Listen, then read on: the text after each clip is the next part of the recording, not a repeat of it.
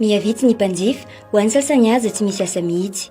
Sahirana ireo mpanao asa tanana mandritra izao fotoana fihiboana izao. Ny asa manarana aloha zany misy fiantraikany be ilay izy satria tsisy mihitsy zao zany ny asa.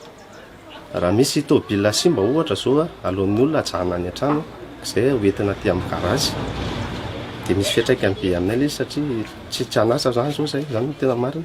Teo aloha zany zay mety mampiditra tôbila hoe 4, 3, 4 farany tsy misy zany. Dia zao zany zao aloha tsisy zany maraina. Vitsy ny olona. Dia izahay zany client fidèle ihany raisinay. Ho an'ny Aza Laurent Rakotondratsao, électricien, dia izay eo am-pelatanana no tsinjaraina.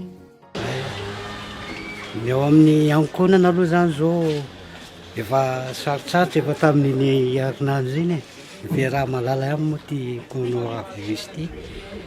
Dia sarotsarotra fa dia tsy maintsy miatrika sy zava-misy a.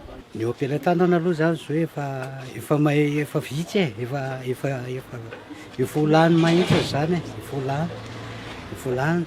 Satria zay kenina zay ao an-trano misy 3 mianaka. Dia eo nefa tsy maintsy mihinana foana ireo ankizy ireo isan'andro.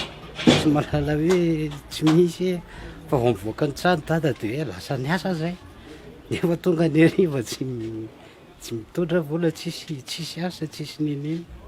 Ho an'ny fanaovam-bolo manokana, anisan'ny olana ny fahasarotany fitadiavana ireo akora ampiasaina. Ny tena manahirana anay zao ny taxi be. Heureusement aloha efa eno ihany aloha le vaovao dia efa nanao provision teo amin'ny resaka produit. Fa ny produit zany no tena manahirana. Misy zany tena produit tadiavin'ny olona, ohatra zao izy hoe anao teinture, dia le couleur zao misy hoe tsisy. Fa izay misy ato aminay no ampiasainay dia hita hoe mampihena le izy. Nefa misy koa le mpiasa tsy miasa izy dia manararoatra manao beauté izy le manao teinture saotra izay. Zay zao no tena problème kely ho anay zany. Miantso ireo tompon'andraikitra hijery manokana azy ireo ireto mpanao asa tena ireto. Ataonay zany mba hijery ny mpiasa tanana zany ny fitondram-panjakany, tsy hoe mécanicien irery. Misy ouvrage métallique eo, misy électricien eo, misy capotonneur ao koa ny atao hoe brocateur, zavatra mifameno daholo zany. Eny fa na hoe misy mpanao kiraro koa raha ny elakelan-trano ange mampanaely koa ireny mahazo anazy ireny. Angatahana fanampiana zany hoe ahoana zany ny toeranay miasa tena zany.